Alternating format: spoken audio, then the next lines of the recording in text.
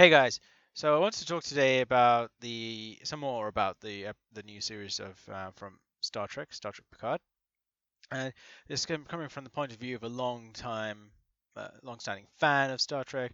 I've seen most of the old episodes from back the reruns of TNG and the original series, as well as having seen almost all of Deep Space Nine and Voyager, Enterprise, and just wanted to think a little bit more about what exactly went wrong with this show, like why so many people, so many fans just couldn't really connect with the story.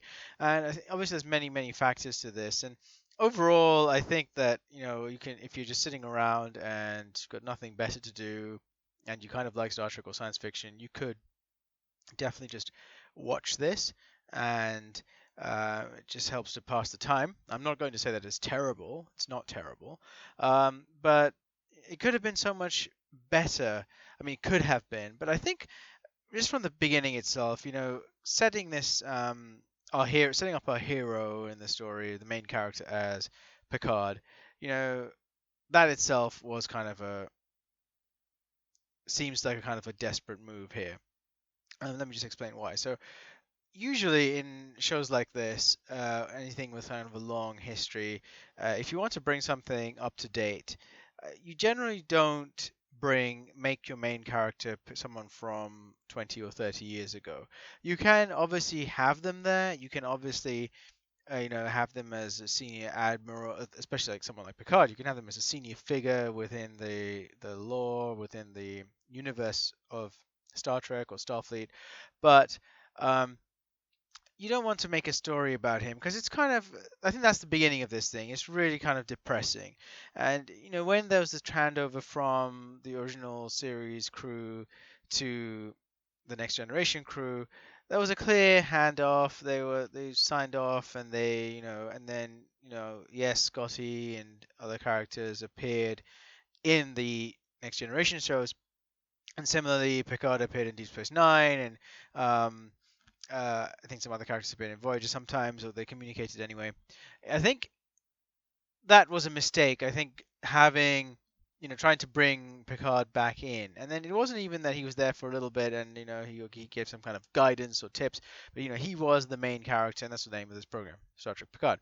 So, but I don't think you can tan. So Jean-Luc Picard was always first of all, he was never called JL, but anyway, Jean-Luc Picard was always a very philosophical man, a thinker, um, someone who reasoned and so on. He was never, but he was always sort of with leading a crew, a real crew, not sort of this sort of action hero guy with a backpack on going to some refugee settlement somewhere. It's not really the image of him um, that we know, and I think this program,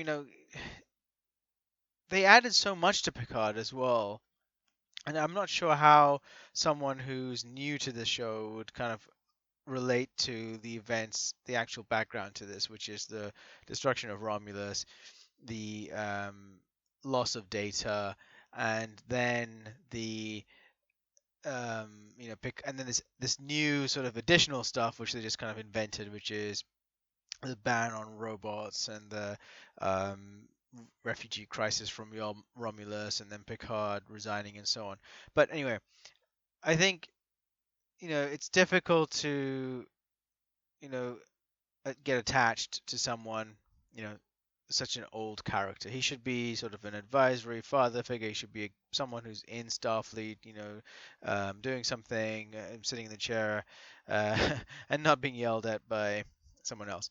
And I think that that's sort of the beginning of this thing. And I did watch this thing. I didn't have much really high expectations as I've described before, and I think because of the whole nonsense with Discovery, and with that, I think that the my expectations were set so low that I was actually able to enjoy some aspects of it.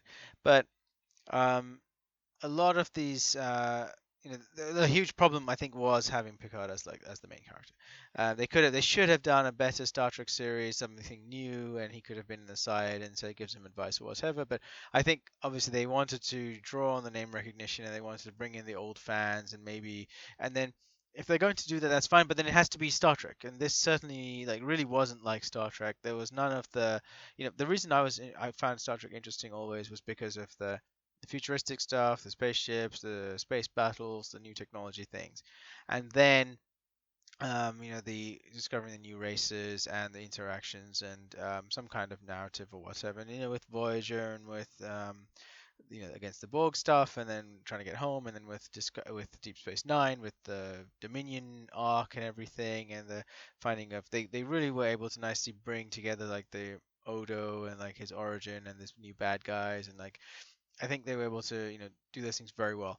With this story, we have, we already had robots, we had data before, and now they're trying to pass off data as a new life form again, and it just seemed like weird, like rehashing, remixing of this thing.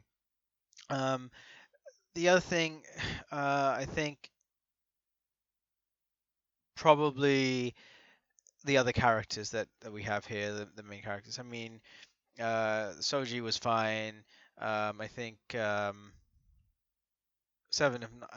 didn't like how like 7 of 9 was like just being an alcoholic.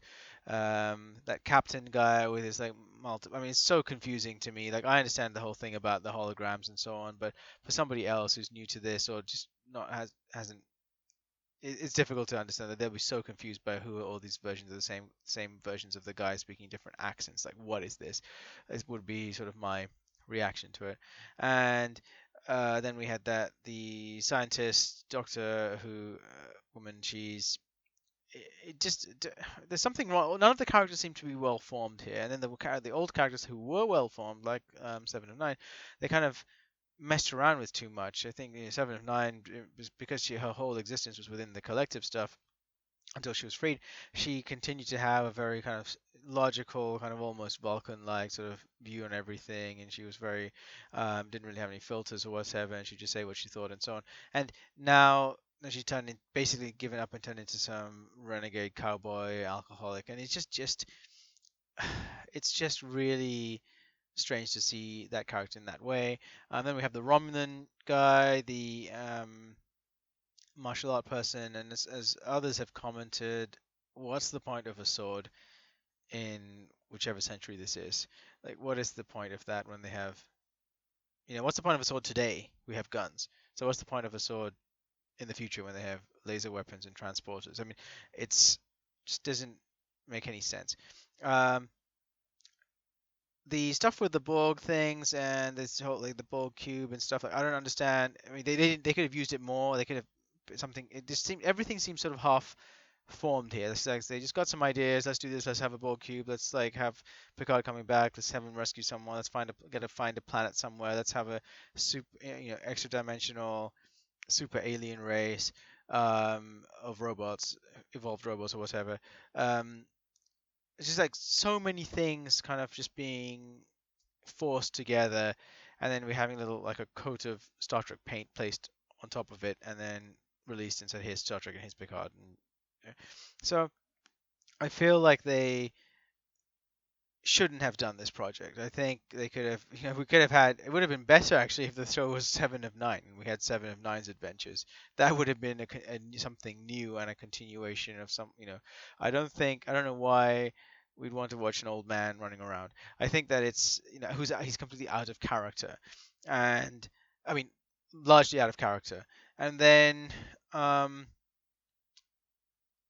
that's why sort of I would say the show would be I would give it a 3 out of 5. I'm not gonna say I would still recommend someone who's a fan of Star Trek to watch it, but if you're new to Star Trek, it would be so confusing and strange. I don't think it's worth anyone's time in that case. It's not terribly, it's not completely terrible. It's just that it just doesn't live up to the standards that we expect and the norms that we expect of Star Trek and the Federation point of view. I think a huge part of that problem is because they decided to stick in a lot of today's politics into this thing. So we have this much more um humanist and sophisticated outlook on life and the universe in all the previous series of Star Trek, and then here we have everyone's become it's into the future some more, but everyone's become 21st century people with all their various um, flaws and gripes and their language and their um, expletives and um, it just doesn't it just just very strange. And I think they've taken up they also probably took a lot of they've taken a lot of pieces. This is like a little bit this renegade spaceship thing is a little bit like um, Firefly. They have all the sort of political things and the um, which it basically looks like something like The Expanse. They've taken sort of aspects of that and all the swearing and stuff, and then they have taken things from Star Wars, where the new Star Wars, I mean, where all the old heroes or many of the characters we know are depressed or hermits or hopeless um, and then found to be morally questionable and so on. And here we have most of except for Picard, like all the other characters are morally questionable, depressed, hopeless. They need this old guy to come in and remind everyone of how great it was in the past. It just really doesn't make any sense. And I think that's why, like, as with my previous kind of overall review thing, I felt like there was a lot that it's just very confusing. It's a very confusing show. It kind of had a confusing message, and I personally would not watch the season two that they've confirmed. Um, yeah, so I think that's again just to summarize the things. Like I think they just shouldn't have had this as a project. I think you know they could have found different people and done a new show, something about the Federation now in the post Nemesis timeline, and it might have worked out better if Picard just came in from the side and just gave had cameo appearances or not cameos, but like had some kind of advisory role rather than trying to have this strange um, 80-year-old action hero kind of thing. So yeah, so I'm gonna make some other videos, I guess, just exploring the different ways they've handled the different themes in this show. But I hope you enjoyed the video. Let me know if you have whatever your thoughts are in the comments, and if you like it, just give me a thumbs up and subscribe if you want some more. Thanks so much for listening, and I'll see you in the next one.